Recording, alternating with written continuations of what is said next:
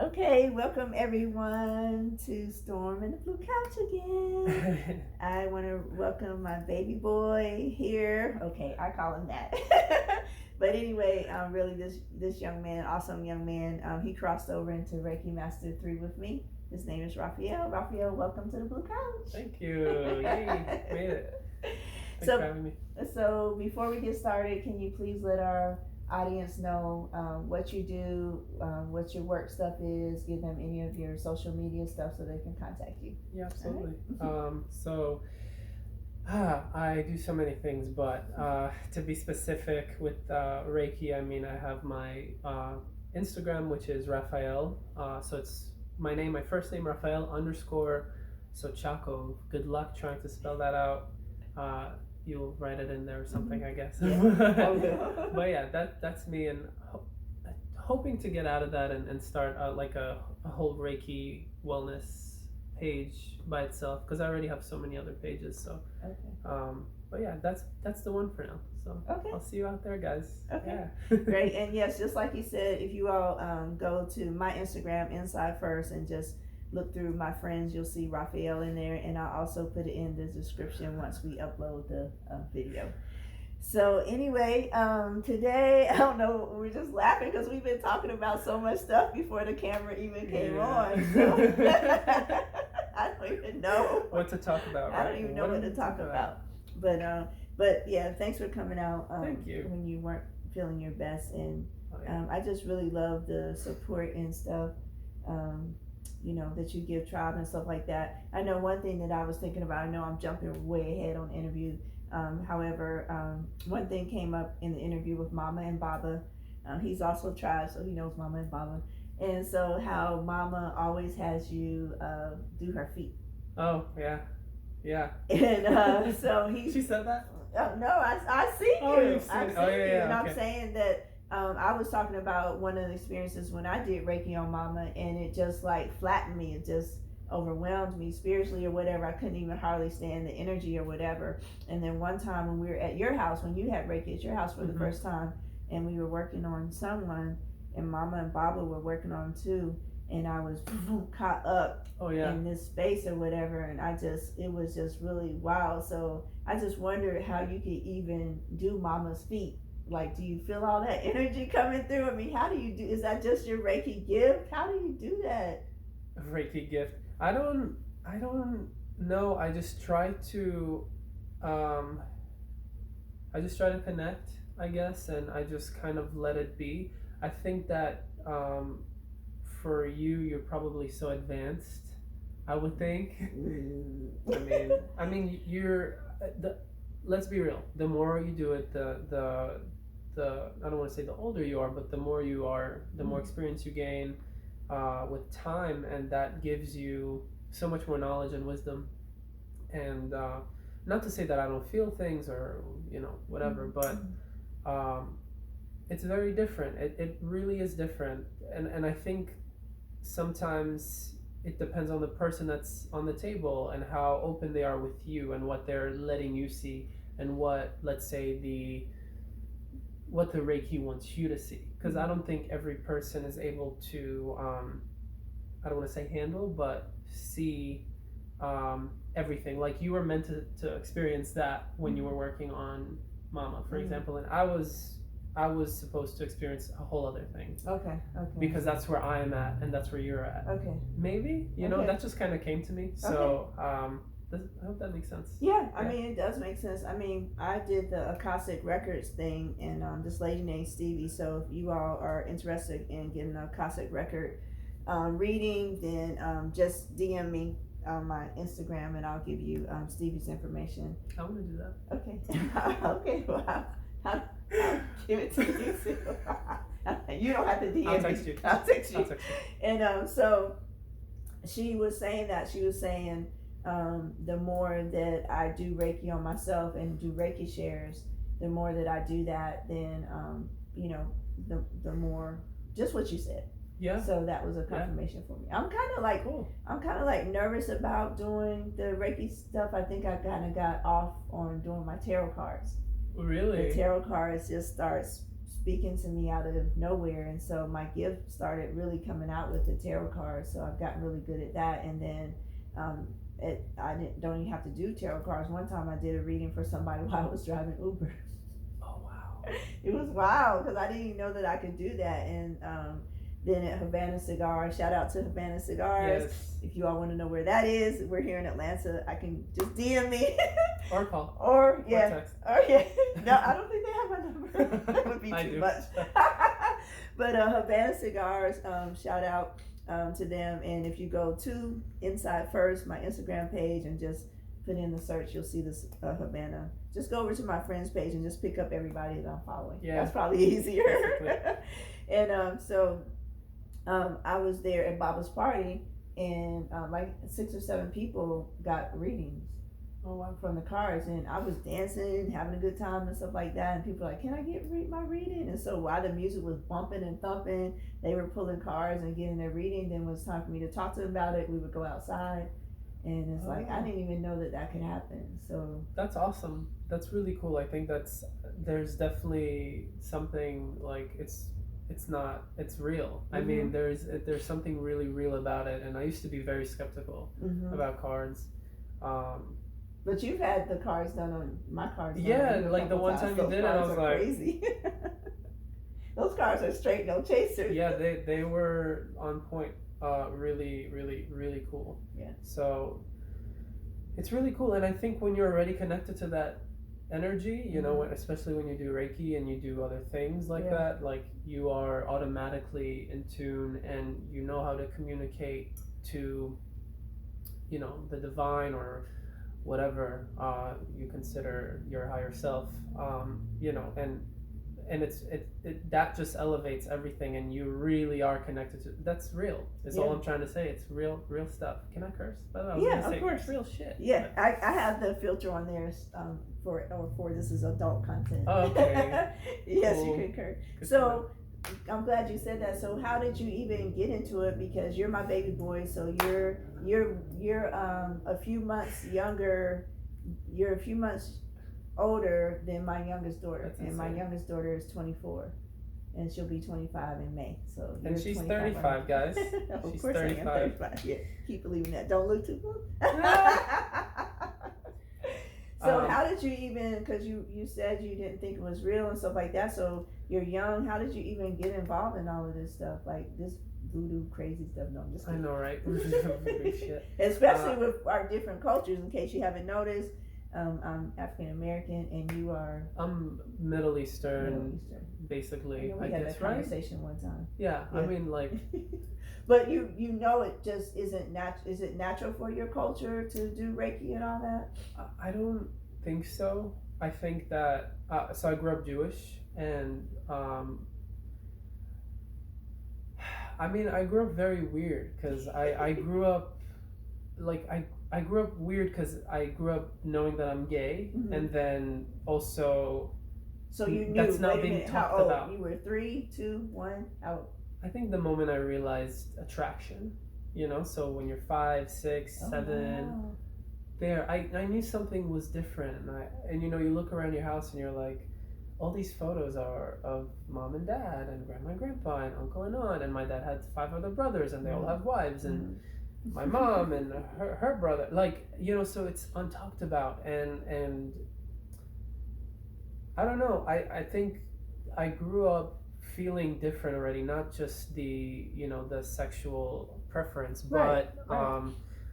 They always said I was kind of like a grandpa, like I was, I guess, an old soul, and when I got older, when I was around 19, I think, I heard about Reiki, and then I was like, I have to do this, like, what is this? And that's when, in New York, when I used to live there, I met one of my masters, excuse me, and she gave me my Reiki 1 and 2.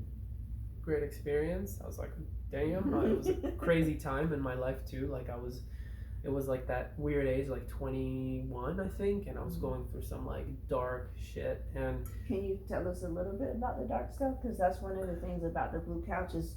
I just want to reach people who are in that dark place, and maybe if you give them a little, I mean, not too personal, I don't want to Yeah. be too personal, but something that you can just connect with people when you mean dark Yeah, place. yeah, absolutely. You know, like I said, I grew up in a Jewish family.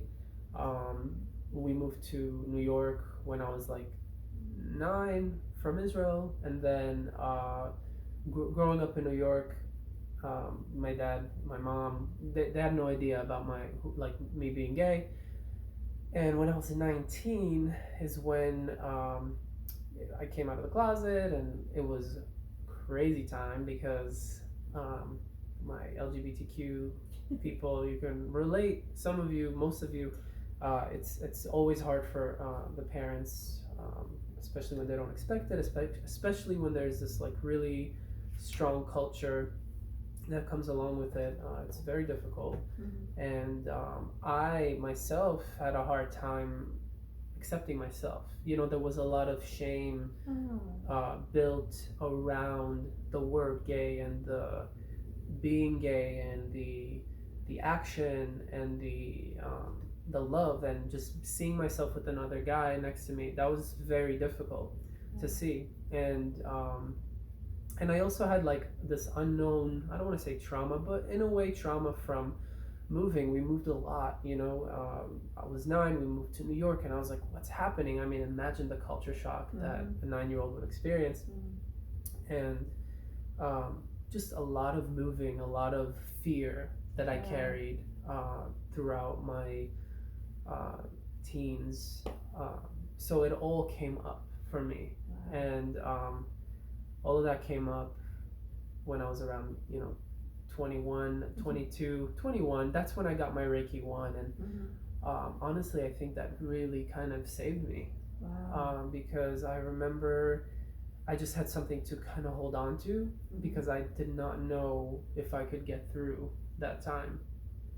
And just being around those kind of people who were kind of also sharing their personal experiences. And I don't know how much time we have, but forever.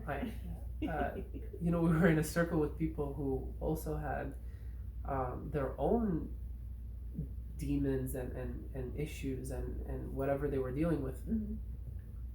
And it was inspiring, it was helpful, it was very helpful. And just having the Reiki and feeling it and knowing, I really knew that it was real. I knew it was real because I felt it. And if you guys have ever done it, you usually will know too, and yeah, I mean, that was it. And it really got me through that time. It was a rough year. 22, I think that was. Did you have to, if you don't mind me asking, because I just really want to help our audience, because I'm thinking of the person who's waking up at 3 o'clock in the morning and they can't sleep, or they're thumbing through their phone and they just stumble upon this interview. I really feel like Spirit Grandmother told me to go ahead and just launch the Blue Couch series, because it's a lot of people out there who are pregnant with their spiritual selves and they're ready to be born. And I just know from the type of person that I am, not fitting in and being rejected and feeling bad and feeling different and different things like that, unloved, unwanted, and all these different things. And to stumble upon a video like this, and I've had some spiritual experiences or different things happening to me, and I'll question myself and think that I'm crazy, or I'll believe what someone else says, that I'm crazy or this or that or whatever. And I'm looking for these videos to be a comfort for people to know where to come. And so it's just like, that's why I'm asking more digging questions. Absolutely. I'm just wondering, when you decided to come out to your family, because you could have just kept that private, did an event happen to make you come out, or? I fell in love, or I thought I was in love. I don't think I was in love. I think that I met this person. I think that person gave me the strength to stand and to be proud, because for the first time I was like, holy shit, this is what it feels like, and I was 19, and that's when I used to sneak out of the house and I would, go see this guy, and my mom knew. I mean, they knew, so they've known for a really long time. Because during high school, I had my first boyfriend from when I was like 15 till like I was 18. And they knew, but they didn't want to admit it. And that's hard, it's like, it's another thing for parents, that the denial, it's very easy to get into that. What was the question? Why did you actually come out? Was it, were you forced to come out, or whatever? Why would you do that to yourself? I know, because you had a lot of stuff going on. It's like, why? Yeah. Get something else on the pot. Yeah, I did not choose to come out. My mom cornered me. Ooh. She cornered me, and I was like, oh snap! And I was like, okay, like, yep, I had to come clean. I was like, yeah, you know what, this is the moment. And she's like, I know what you're doing. I was like, oh, wow, oh, okay. And it was scary, and I cried. Were you afraid they're gonna kick you out, or I think my biggest fear was that my dad would kill himself. Wow. Because he I just know him, and I know how he thinks, and I know his brain, and the ego, and and the culture, and the people that know us and our last name, and how we the respect, all of these things were so hard on me growing up, because I knew. And I'm gonna overshare a little bit, and I think that's okay, and yes. I don't think my dad would mind, but okay. I hope you wouldn't.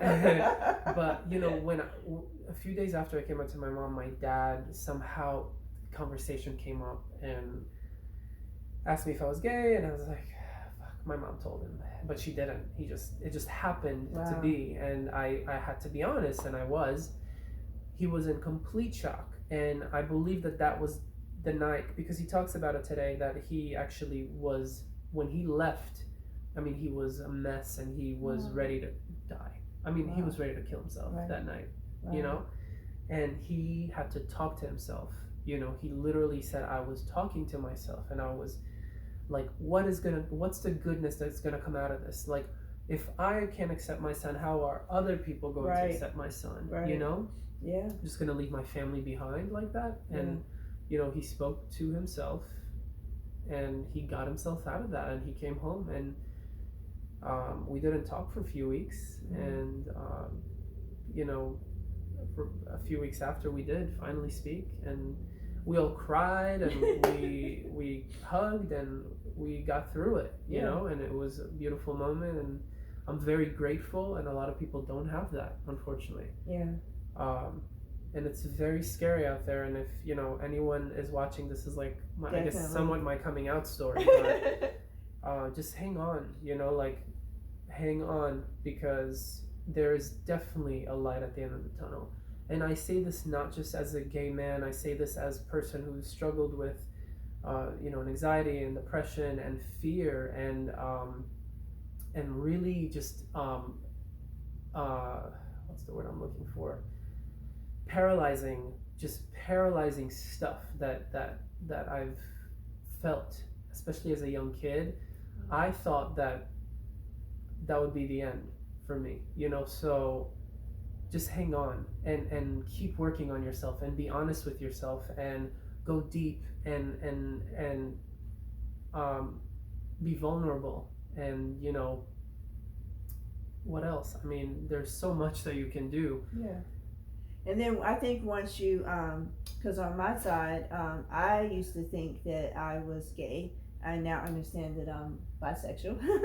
However, I can't really disclose too much. The person's still alive, so don't want to disclose too much. And for those of you who need to tell your story and disclose, I 100% agree with that.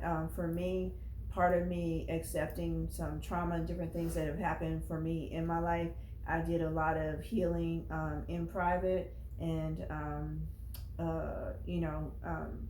the part of my life that includes some things where people are still alive, I've just chosen to have forgiveness for them, and to just allow that story to go ahead and heal its own self, and allow that person to just go their own way. I've been able to heal with the help of other spiritual people, where they gave me other ways to heal without putting that person on blast, or anything like that. I've done writing everything out and burning the letter or whatever. I've dug deep into all of my stuff. So for a long time, I just felt the fact that I liked women, that I was a bad person. I have a Christian upbringing, and I was even set to be an ordained minister. Also, I preached my sermons and stuff like that. Good to know. And yeah, I don't have the final paperwork or anything like that. It was my parents' church, and so I mean, every time I looked at a woman and stuff, like, I even remember my first crush. And I won't out her either. I don't think she knows.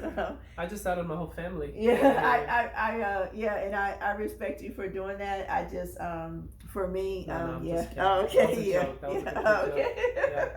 This is our story. It's okay. Yeah, no, yeah. I would. I mean, yeah. Okay. But anyway, I still know the person who I've had my first crush on and everything. However, I just thought that I was a bad person. I was wrong, being attracted to women and stuff like that. I struggled heavily in my sexual relationships. In fact, until this current life partner that I'm with now, my life partner, I love him so much. I just wasn't able to really have a good sex life, because I was always attracted to women. So it's like you always had to imagine. I always imagined being with a woman while I was with a man. I always my eyes could not stop following a woman. I was just, that's my natural attraction. Everybody knows I'm a tomboy anyway, so just feeling bad about who you are and having to hide who you are, and then stacking the religious part on it, where I thought, the devil, you're always hearing that you're wrong, the devil. And, it wasn't pleasant when I came out to my family. My family accepts it now. However, when I came out in 2004, it wasn't pleasant at all. And I was actually there with my boyfriend at the time, and he already knew because I came out to him first.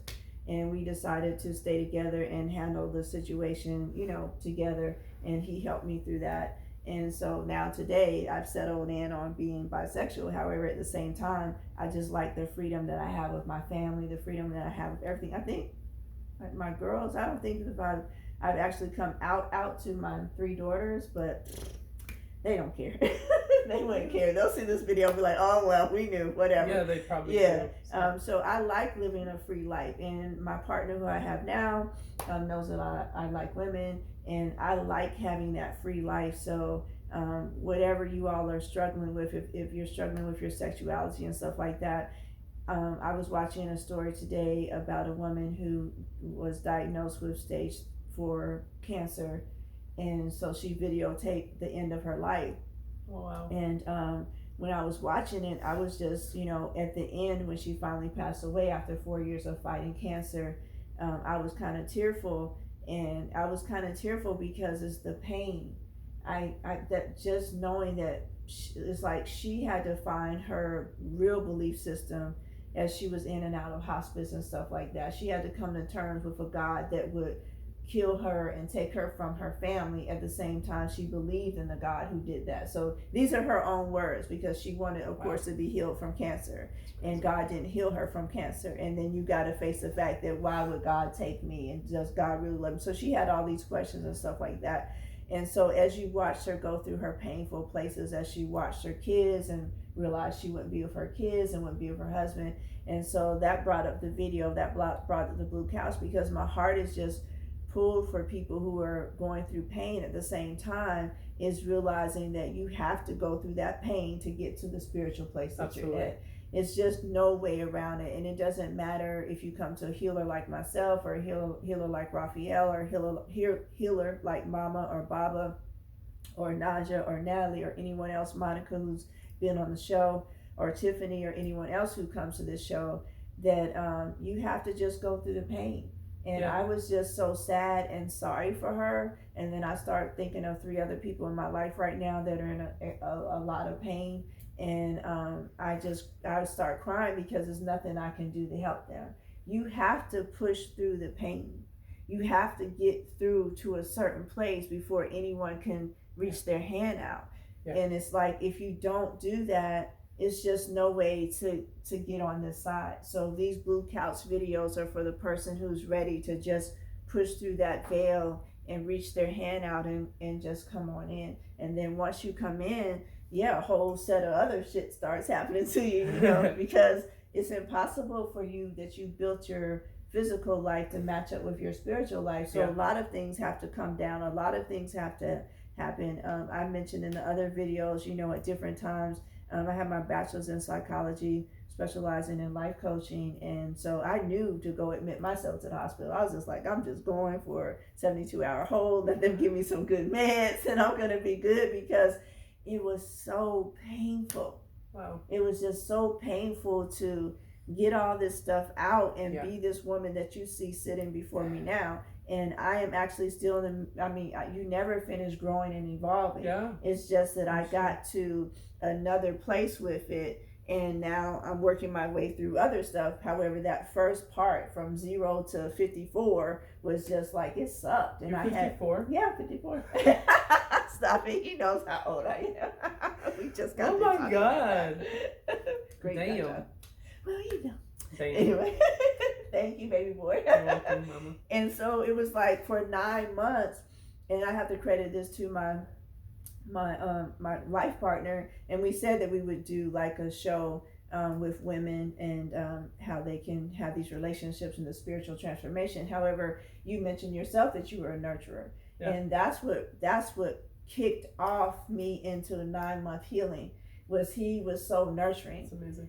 And his nurturing pricked something inside of me. It's like when I looked at him, I saw his spirit or something. I don't know what to call it. And it pricked me. And my spirit grabbed on to him.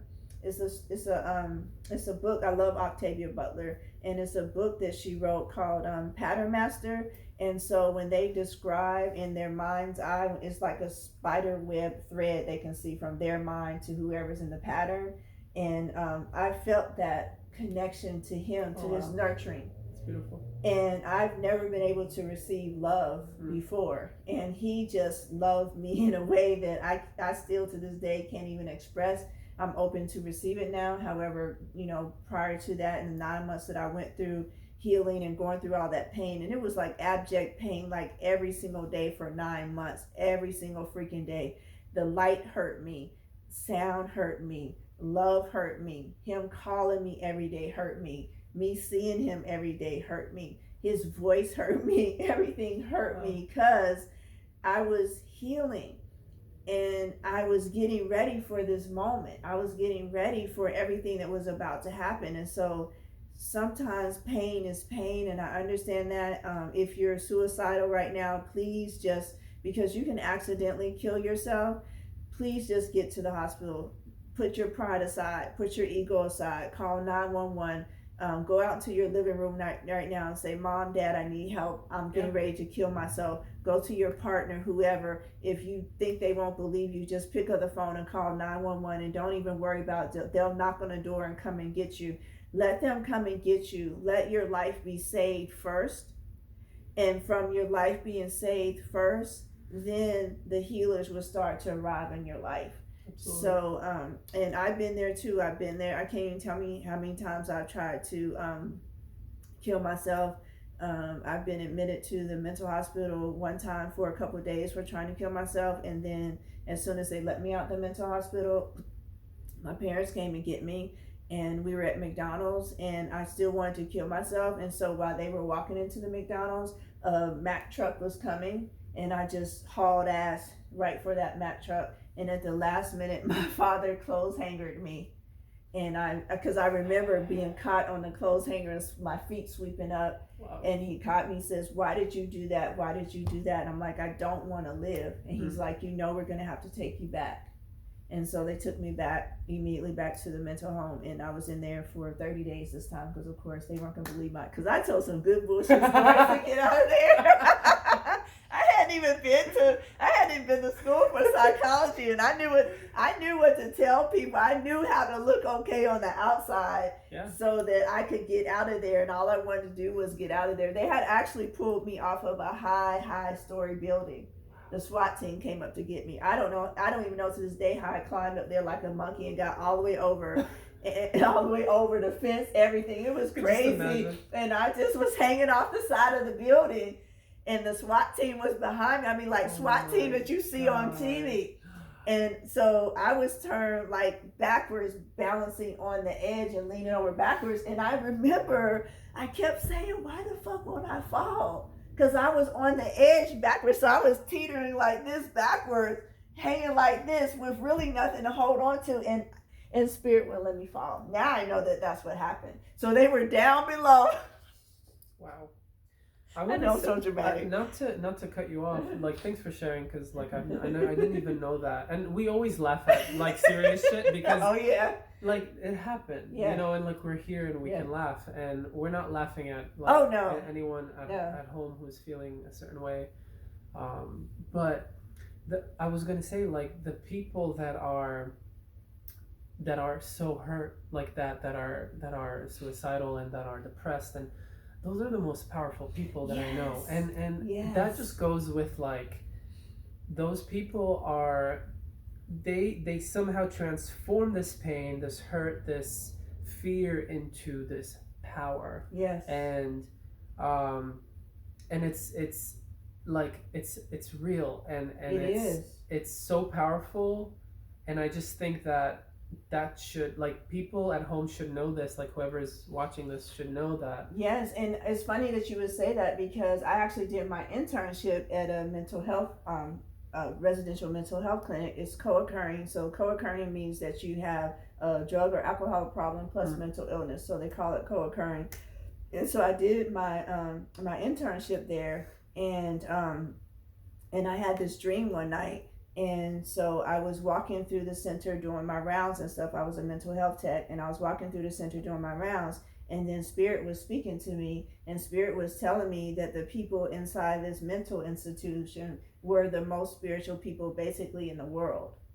And I was just like, wow, you know. And so every day, so that's funny that you would say that, because I had a dream like that, and it's like Spirit was walking me through. And so once I started to understand it, of course I understand it because I worked as a counselor at the same time. I've had my own experiences, and then I have my spiritual experiences, and it's just like the sensitivity that people who have mental illness, just the veil between the physical world and the spiritual world is so thin for them.